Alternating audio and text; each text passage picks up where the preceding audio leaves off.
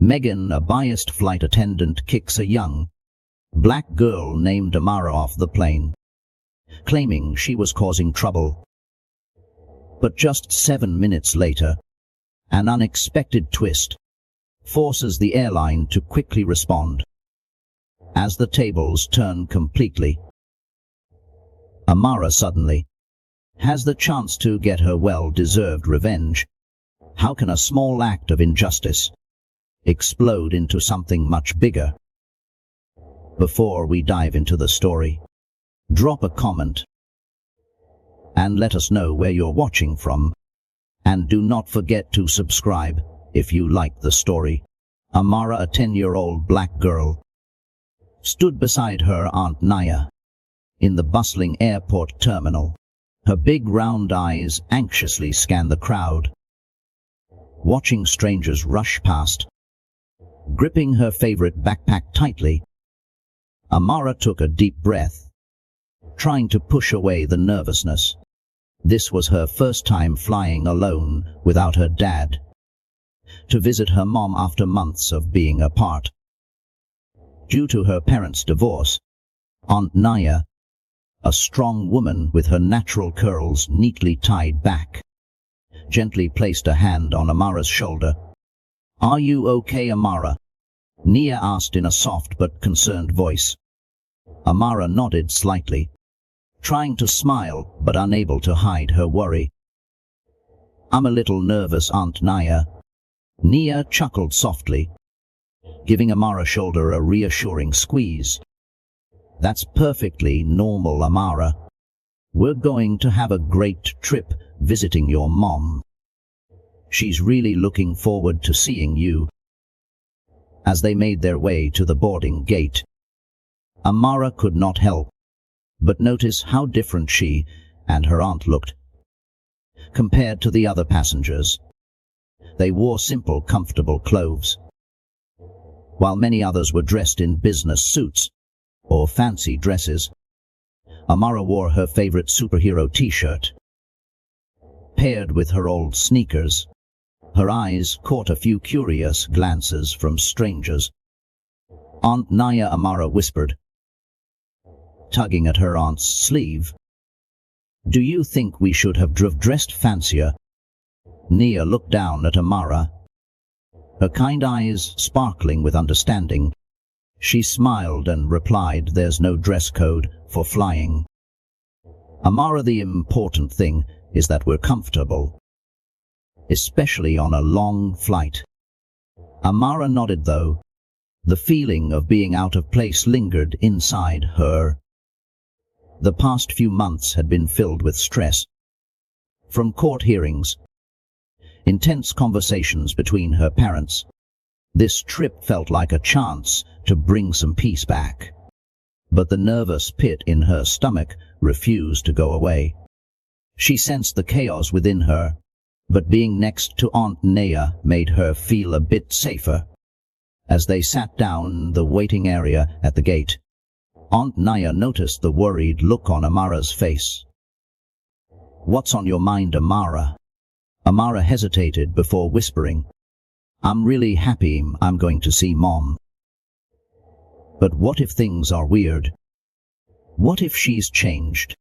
Naya's heart sank hearing her niece's fears. She pulled Amara closer, wrapping her arms around her. "Your mom loves you so much, Amara. No matter what happens, that will never change. This is a chance for you and your mom to spend time together and have fun. Her love for you never changes." Amara leaned into Aunt Naya, feeling some of her anxiety melt away, though the worry quickly returned.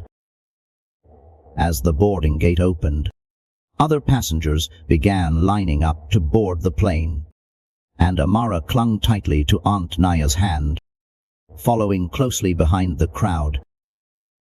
This was her first flight, and the tension in her chest remained, despite Aunt Naya's best efforts to reassure her.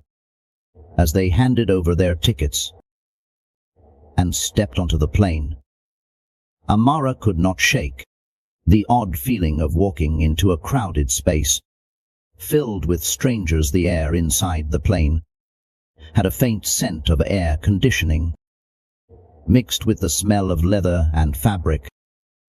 From the seats, the murmur of other passengers added to Amara's sense of confusion, but Aunt Naya's warm smile helped her feel a little more at ease. "Are you okay, Amara?" Nia asked gently as Amara began to look around, her big, curious and nervous eyes darting about. "I'm okay," Amara replied, though her voice trembled slightly. Aunt Naya quickly found their seats in the middle of the plane. "Do you want to sit by the window?"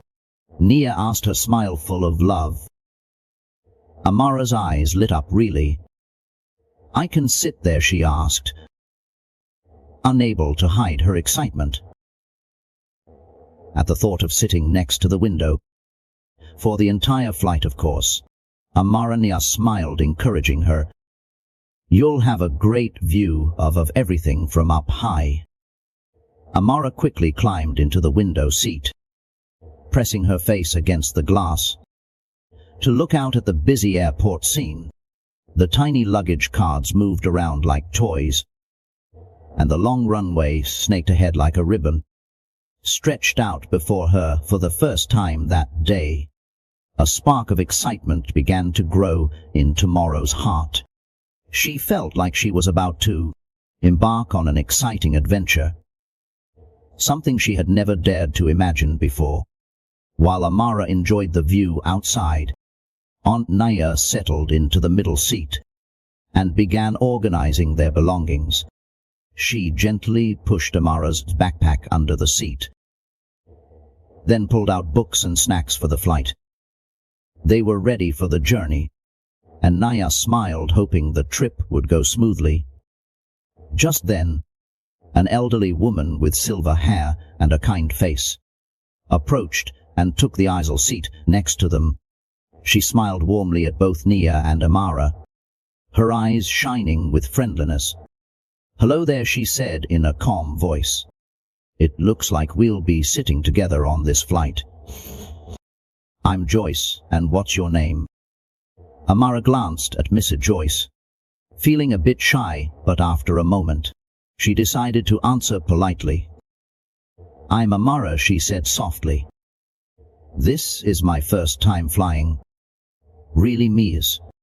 Joyce beamed. "The first flight is always special. You're going to have a wonderful experience."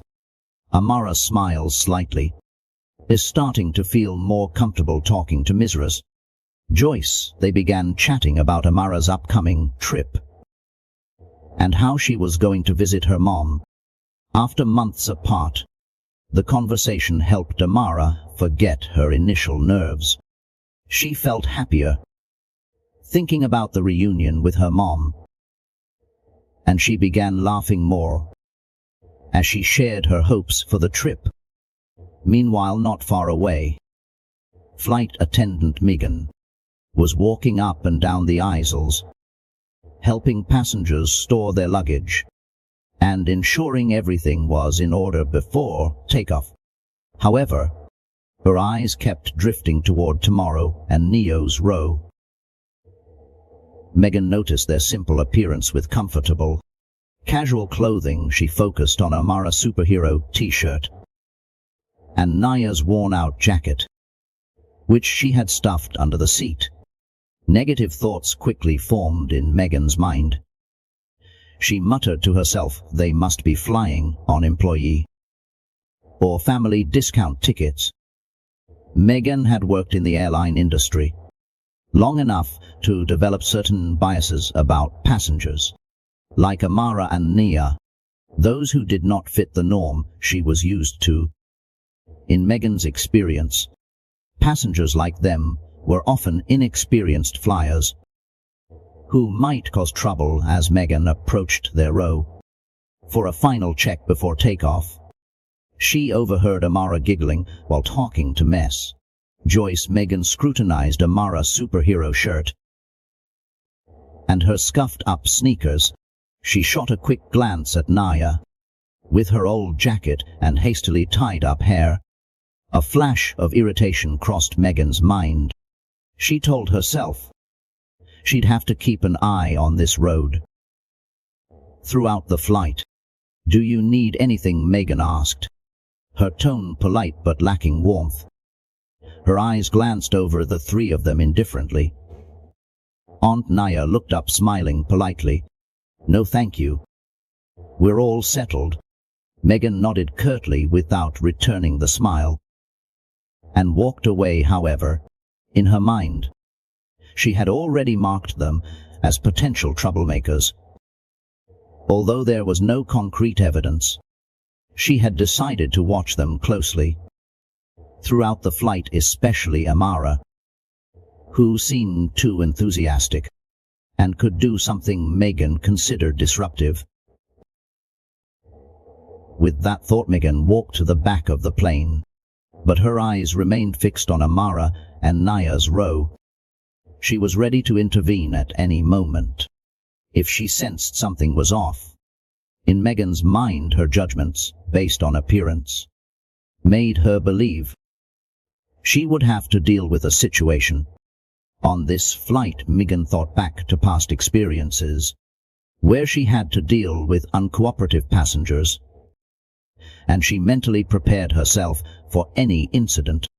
It was not long before what Megan had imagined began to unfold as the plane prepared for takeoff.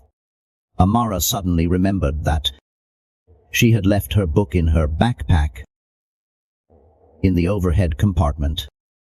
She softly called Aunt Naya, her voice anxious. "Aunt Naya, I forgot to get my book. Can I grab it now?" Aunt Naya nodded gently. "Sure, but be careful, Amara. The plane's about to take off." Amara quickly unbuckled her seatbelt, stood up and reached for her backpack. She stretched as far as she could to grab it, just as the sound of high heels clacking loudly on the floor echoed. Down the aisle, Megan's sharp footsteps grew closer to their row. Her face twisted into a frown when she saw Amara standing. She marched up to her, exhaling sharply through her nose. "Sit down immediately," Megan snapped, her voice full of irritation. "You're causing a disruption." Amara froze, her eyes wide with shock. She did not understand why she was being scolded for simply wanting to get her book. And Naya looked up, seeing Amara's confusion, and quickly explained, "I'm sorry." Amara was just trying to get her book from her backpack. The plane has not taken off yet, and she was not trying to cause any trouble. But Megan was not listening. She cut off Naya coldly. "I do not want to hear any excuses. She needs to sit down and buckle her seatbelt." Immediately her tone was firm, lacking the usual politeness of a flight attendant. Naya remained calm but firm, responding softly, "We understand the safety rules." And Amara was only trying to get her book before takeoff. "There's no need to be so tense about it." Megan scowled and shot a cold glance at Naya. "If you cannot keep her seated, maybe you should not be flying. We do not have time to deal with disruptive passengers." Her voice grew louder, causing nearby passengers to turn their heads and watch. Amara, now embarrassed and scared, quickly sat down and buckled her seatbelt again. She kept her head down, too afraid to look up. Aunt Naya tried to comfort her, placing a hand on her shoulder, but her eyes could not hide the mix of confusion and anger she felt. Naya looked back at Megan, trying to explain again. "You're overreacting, we were just trying to..." But Megan did not let Naya finish. "That's enough," she snapped her too. "Now harsher if you cannot follow the rules. I'll have to talk to the captain." Megan's eyes blazed, and she made no effort to hide her irritation. The surrounding passengers started murmuring. Some seemed sympathetic, while others looked at Amara and Naya with curiosity and confusion mess. Joyce, sitting beside them, gently placed her hand on Megan's arm. Trying to speak, Miss Megan, I do not think this is as serious as you're making it. The little girl was just. Megan did not bother to turn toward Mess, Joyce coldly replying, Please do not interfere, ma'am. Amara felt her face grow hot with shame. She could feel everyone's eyes on her. Those stares made Amara wish she could disappear right then, and their tears began to well up in her eyes. I'm sorry, Aunt Naya, Amara whispered, her voice trembling. I did not mean to cause any trouble. Nia hugged Amara tightly and whispered, It's okay, Amara. You did not do anything wrong. Sometimes people will judge and treat others unfairly. But we'll get through this together. However, Megan was not finished. She had spoken to the captain and returned with a more determined attitude. I've reported this to the captain, Megan declared, her voice carrying through the cabin. You and this child need to leave the plane immediately. This behavior is unacceptable, and we cannot allow it to continue. Aunt Naya was stunned by the outrageous accusation. She stood up, trying to keep her tone calm, but unable to hide her frustration. Are you serious? We have not done anything wrong. This is a misunderstanding, and you're treating us unfairly. But Megan was not listening. She stood firm, and soon 2 security personnel entered the cabin. The entire plane went silent as they approached Amara and Naya. We've been informed that you need to leave the flight, one of the security officers said, his tone polite but leaving no room for argument. Nia tried to protest, but it was no use. This is discrimination. We have not done anything wrong, she said, but the security personnel remained firm and asking them to exit the plane.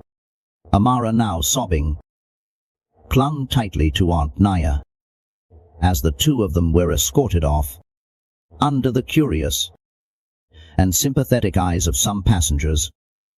Among them was Mr. Joyce, who whispered, This is not right. They did not do anything wrong. However, Ms. Joyce's words seemed to fall on deaf ears, as Amara and Naya were let off the plane, leaving behind a cabin full of curious stares and tense silence. As Nia and Amara exited the plane, Amara clung to her aunt, tears streaming down her face. They walked into the airport waiting area, still stunned and confused. Amara could not understand why they had been kicked off the plane when they had done nothing wrong. Nia hugged Amara tightly, trying to comfort her, but inside a fire of anger and injustice was burning. Amara whispered, her voice shaky, Aunt Naya, did we do something wrong? Nia looked down at Amara, her eyes gentle but pained, as she saw the innocence in her niece's eyes. No, Amara. We did not do anything wrong. Sometimes people judge and treat others based on their appearance, and it's completely unfair. Amara nodded slightly, but she could not shake the feeling of embarrassment and shame. The curious stares from the plane, the hushed whispers, all of it seemed to linger in her mind.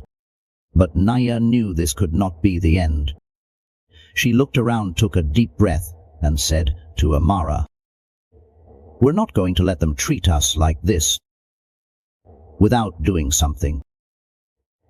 I'm going to make sure they're held accountable for their actions. With that, Nia pulled out her phone and scrolled through her contacts. She quickly called a friend who was a civil rights lawyer and also a prominent investor in the airline. they had just flown with when the call connected. Nia kept her voice steady, though the anger and frustration were evident in her words.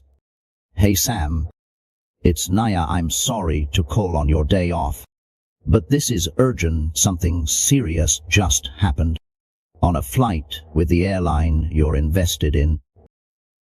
As Nia explained the situation, her voice became more assertive and professional. Sam, a powerful businessman, heard the anger in Nia's words and immediately agreed to take action. "I'll call the airline right away and demand they address this. This cannot go unchecked." While Nia was on the phone, another passenger who had witnessed the entire incident was not sitting idly by. Sarah, a young woman, seated a few rows behind Nia and Amara on the flight, had recorded the entire scene, where Megan rudely confronted them. Sarah was shocked and outraged by the way Nia and Amara had been treated. As soon as she left the plane, she sat down in the waiting area and began editing the video before posting it on social media. "I cannot believe what I just witnessed," Sarah wrote along with the video. "A little girl and her aunt were treated unfairly just because of how they looked. We cannot let this continue."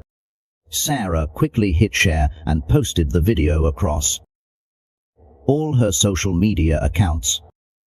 The video went viral at an incredible speed. Within hours, thousands of people had seen, shared, and commented on the situation.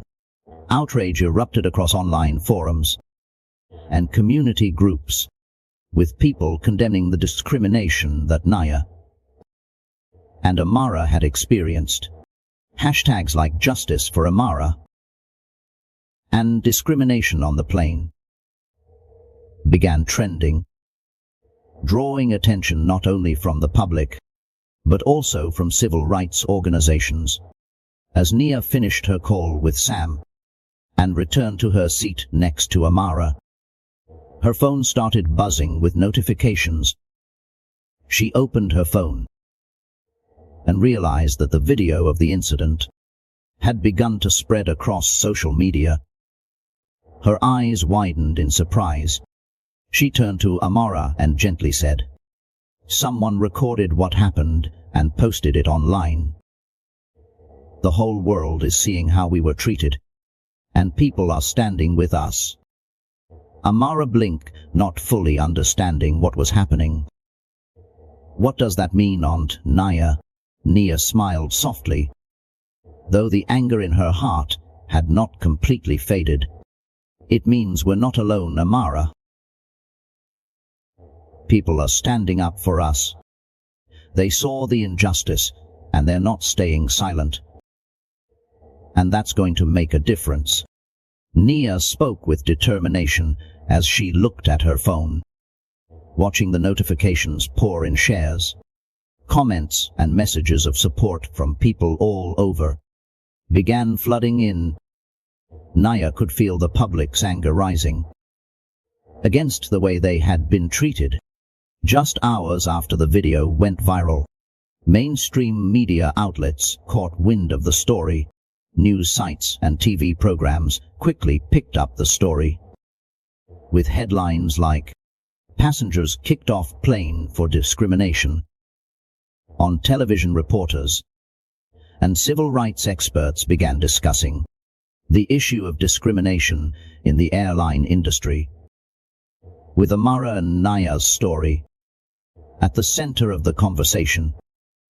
Meanwhile, at the airline's headquarters, the crisis was escalating rapidly. The company's executives were bombarded with calls from shareholders and partners, demanding an explanation for the incident. Sam, Nia's friend, had also called the airline's CEO directly, demanding immediate action.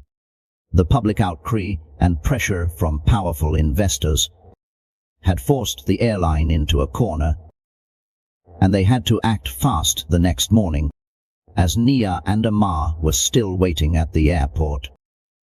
They received a message from the airline's management. A well-dressed man in a black suit approached them, his eyes showing signs of stress, though he kept his voice calm. "Good morning, Ms. Nia and Amara." He began, his voice steady but clearly tense. "I'm Marcus, a senior manager at the airline. I want to extend the airline's deepest apologies for the incident that occurred on your flight yesterday. We've been made aware of the situation, and we sincerely apologize for the inconvenience and the feelings of injustice you've experienced." Nia listened, keeping a neutral expression. She knew this apology was only scratching the surface of a much bigger problem. "What exactly are you apologizing for?" she asked directly, her tone combat sharp. "Is it for the inconvenience? Or is it for the way your flight attendant treated us unfairly and discriminated against us?" Marcus hesitated for a moment at Nia. Straightforward question. But he quickly regained his composure. "We're apologizing for both. We're conducting a full investigation into the incident and have placed flight attendant Megan on temporary leave while we thoroughly review the situation." Nia looked Marcus straight in the eye, unwavering. "This is not just about me and Amara. This is about how your staff treats passengers based on their appearance, clothing and race. That's not just wrong. It's a sign of a deeper, systemic issue in the airline industry.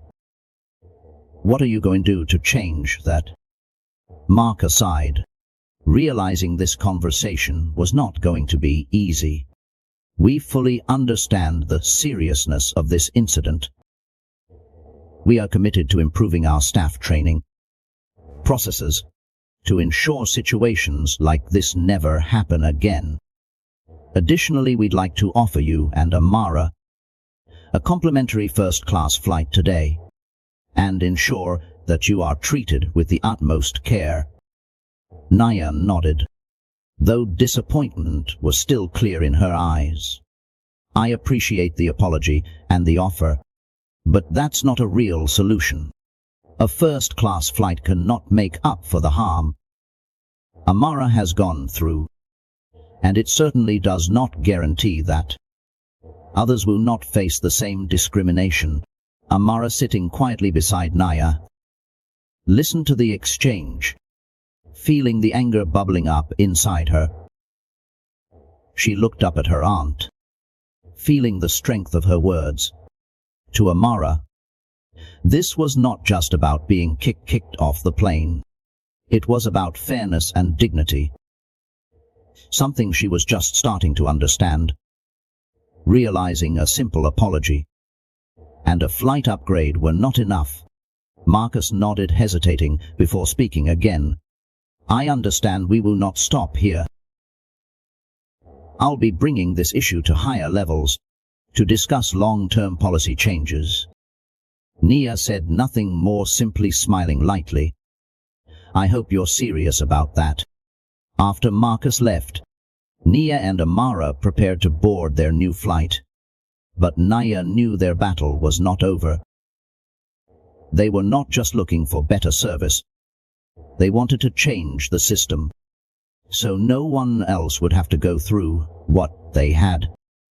This was not just about a first-class flight or an apology. It was about real change to end discrimination in the airline industry. As the plane took off, Nia sat quietly thinking about their next move. As a civil rights attorney, Nia knew that a public apology would not solve the root problem.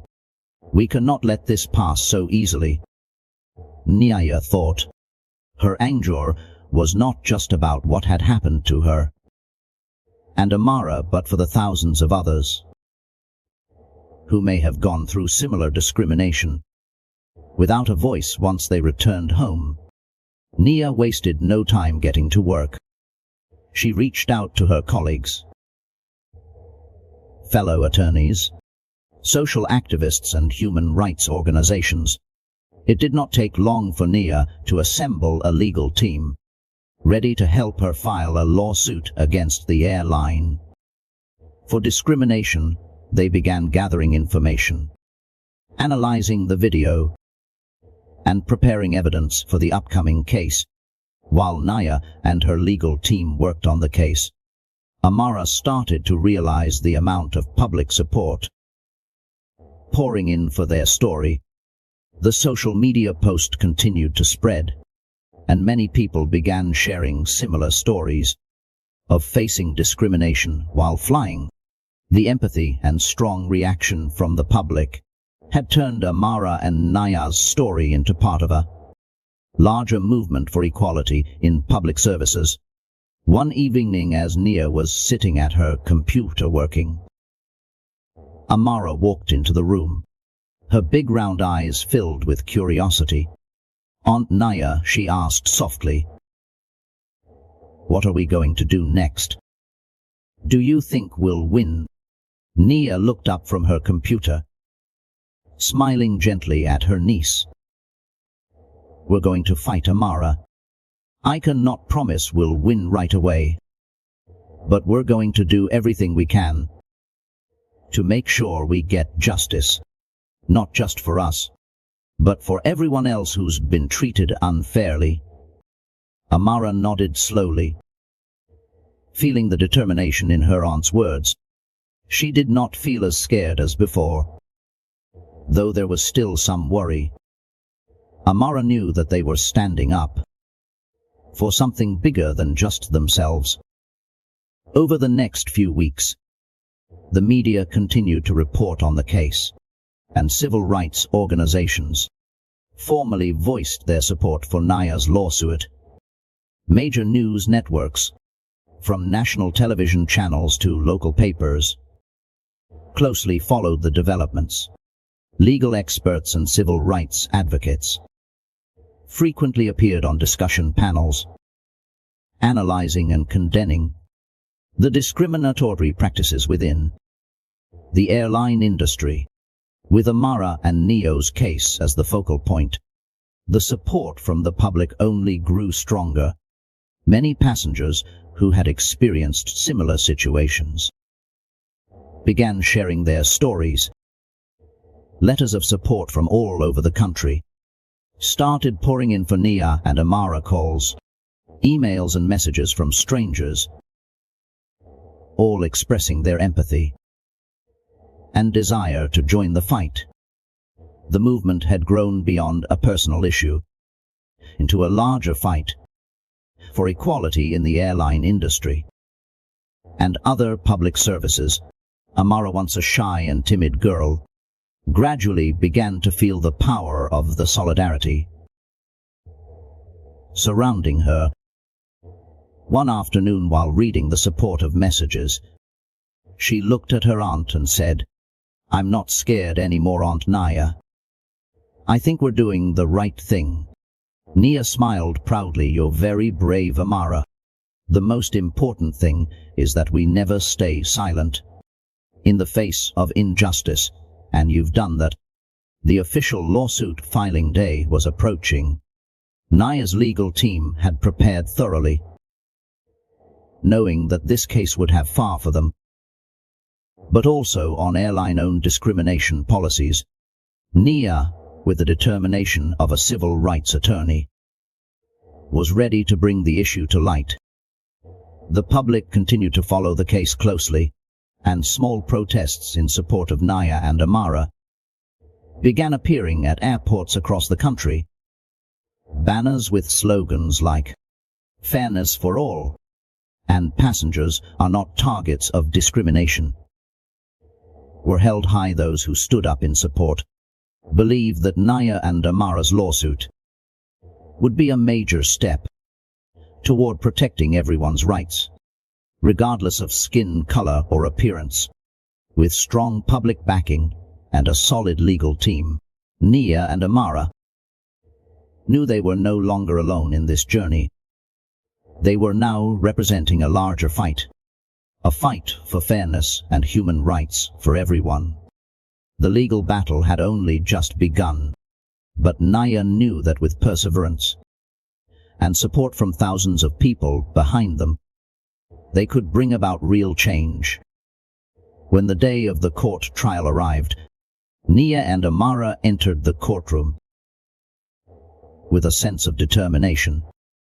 Outside, a crowd of supporters gathered with signs of encouragement, demanding justice and human rights for all. Inside, reporters and journalists filled the seats, cameras pointing toward them. The atmosphere in the courtroom was tense, with everyone's eyes fixed on Naya and Amara's every step. Amara felt her heart race, but when she saw Aunt Naya's gentle smile and the overwhelming support from the community, she knew she was representing thousands of people who did not have the chance to speak up. Squeezing Maya's hand tightly, Amara closed her eyes, took a deep breath, and tried to stay calm. The trial began with Naya's legal team presenting undeniable evidence of the airline's discriminatory behavior and Megan's actions. The video, recorded by a passenger that had gone viral on social media, played on a large screen. The courtroom fell silent, with only the sound of the video and the quiet murmurs of those watching. The image of Megan rudely yelling at Amara and kicking them off the plane was crystal clear, speaking volumes about the injustice they had faced. And witnesses from the flight that day were also called to the stand. Miss Joyce, who had sat next to Nia and Amara, took the stand with a steady but determined voice. "I sat next to them the entire flight, and they did absolutely nothing wrong. Amara was just a little girl trying to get her book before the plane took off." Megan's reaction was unnecessary and clearly based on their appearance. Each testimony and every piece of evidence strengthened Naya's case. The airline's legal team, though, trying to defend Megan's actions and argue that she was simply following protocol, was quickly rebutted with sharp questions and strong arguments. Nia and her colleagues demonstrated that this was not an isolated incident, but part of a larger issue of discrimination in the airline industry. Throughout the trial, Amara sat quietly, observing everything. She felt that she had overcome her initial fear and replaced it with determination. Every time she saw Aunt Naya confidently and passionately defending their rights, Amara felt proud. Aunt Naya was not just fighting for their rights. She was fighting for everyone who had ever been treated unfairly like them. Finally, after several days of intense trial proceedings, the court ruled in favor of Naya and Amara.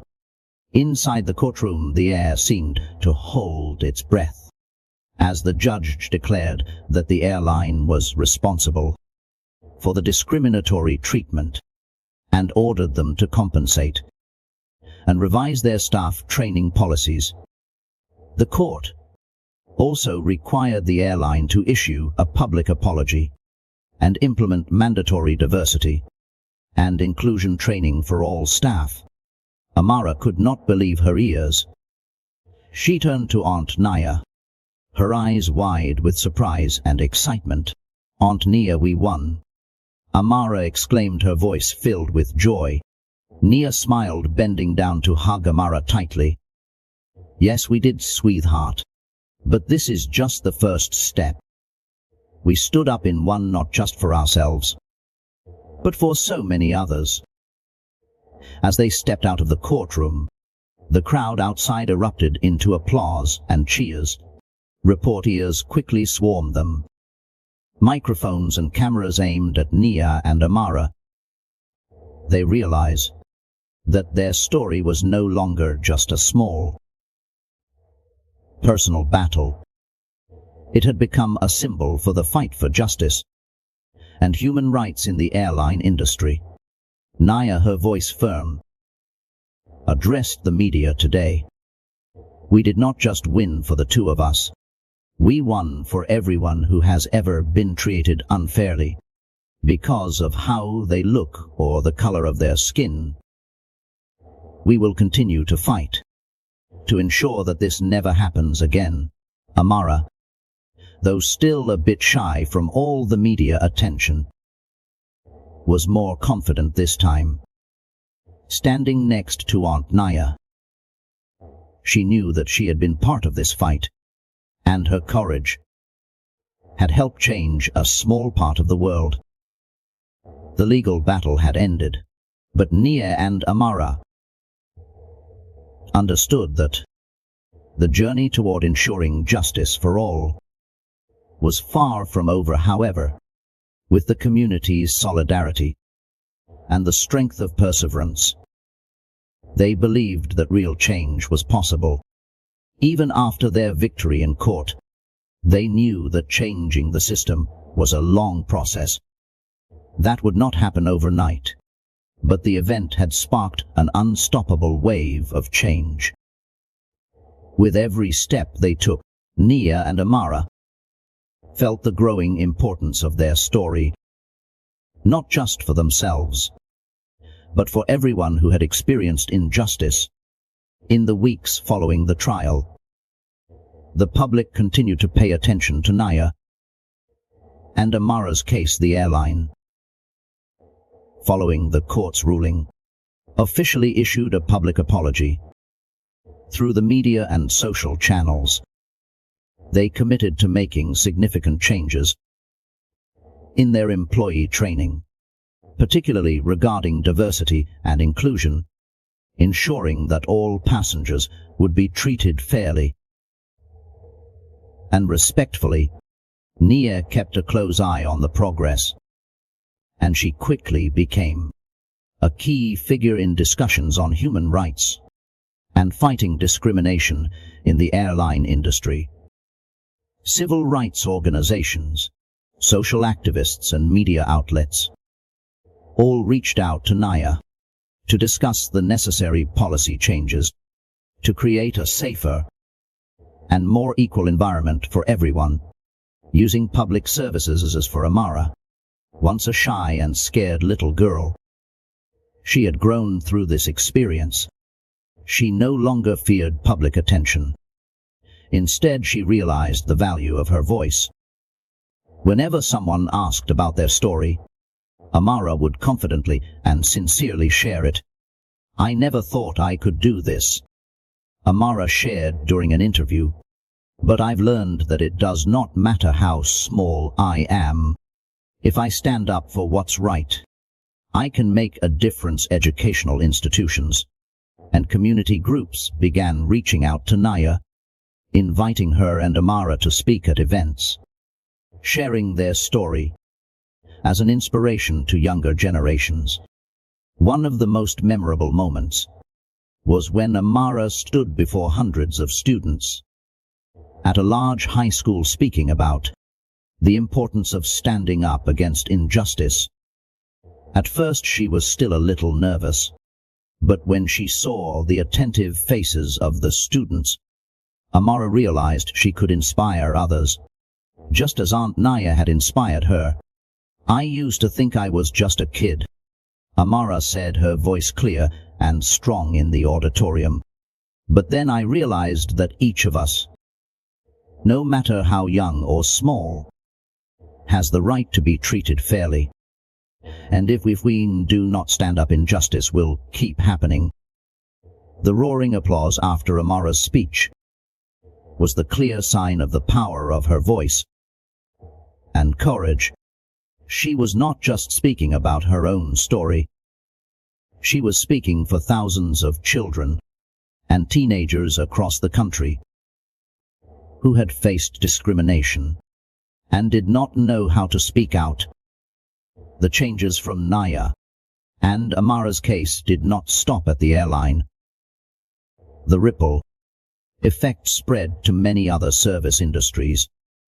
Companies began reviewing their HR policies, focusing more on creating inclusive and non-discriminatory work environments, and services diversity and anti-discrimination training programs were rolled out widely, not just in airlines, but in many other public service sectors.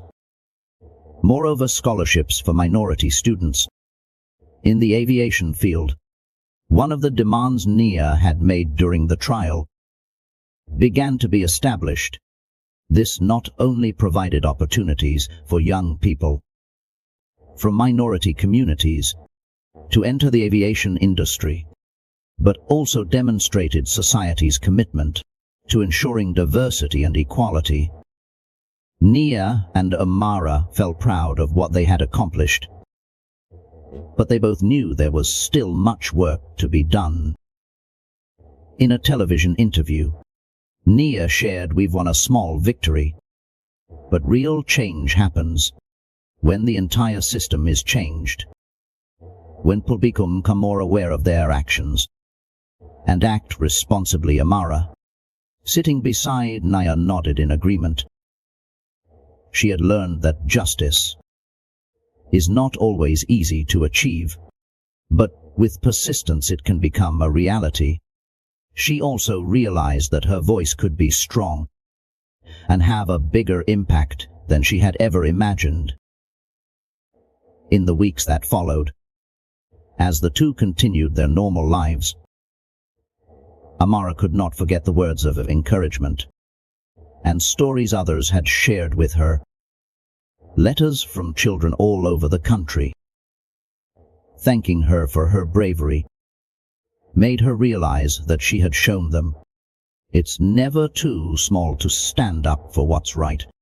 That only made Amara feel prouder and stronger than ever before. Both Nia and Amara knew that this journey was not over. Yet they had laid an important foundation for bigger changes in the future. And that was just the beginning. After all they'd been through, they realized that their voices had become a source of inspiration for so many others to rise and demand justice in their rights. And now they were continuing their lives with gratitude and hope, but without forgetting the great responsibility they now carried. A few months after the trial, Nia and Amara had the opportunity to attend an event recognizing individuals who had made positive contributions to the civil rights movement. The ceremony took place in a grand hall with many prominent activists, social leaders, and families who had gone through similar journeys. Nia and Amara being honored, guests were invited on stage to receive an award for their tireless efforts in the fight against discrimination. Amara, now much more confident, walked onto the stage alongside Aunt Nia, holding her hand tightly in the spotlight.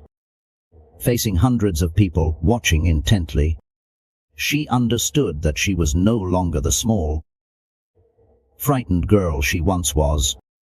She was now a symbol of strength and courage, a person who dared to stand up against injustice. Aunt Nia spoke first, her tone formal but warm. "Today we stand here not just for ourselves, but for all those who have experienced undeserved injustice.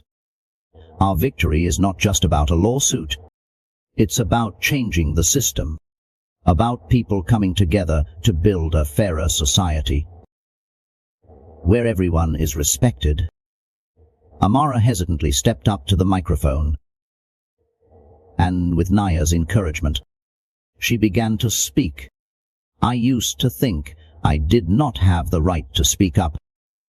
But I've learned that it does not matter how old you are or where you come from.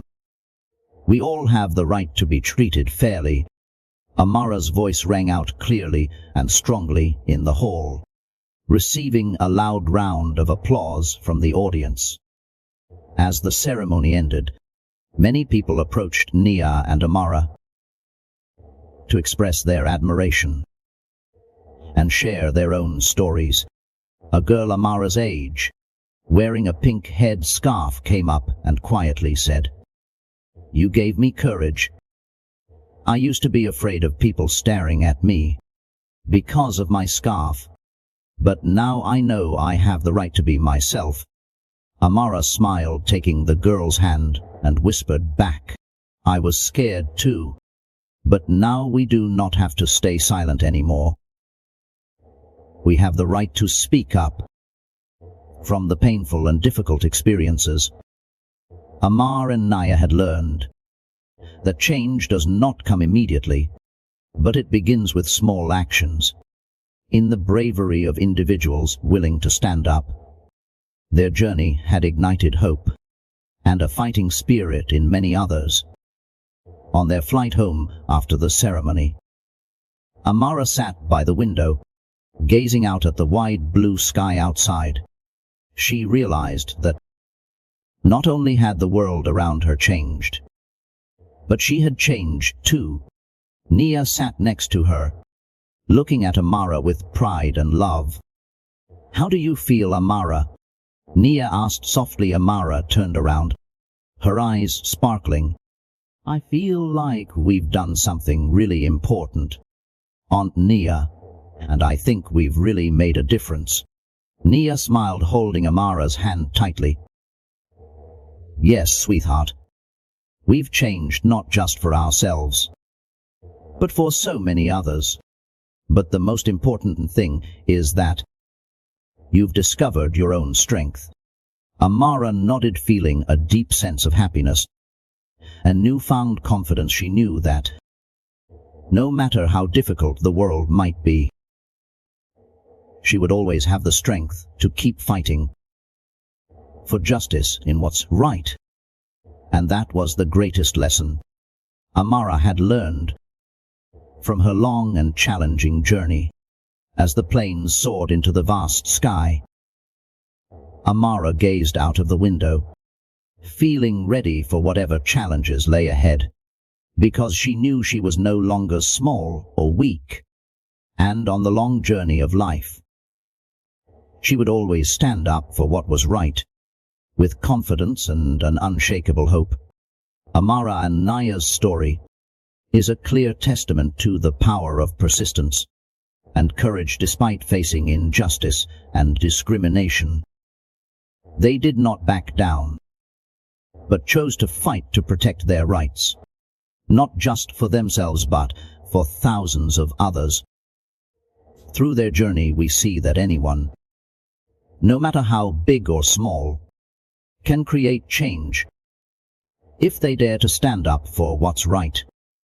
The fight for justice may be difficult, but when we stand together and speak up, we can create a better world where everyone is respected and treated fairly.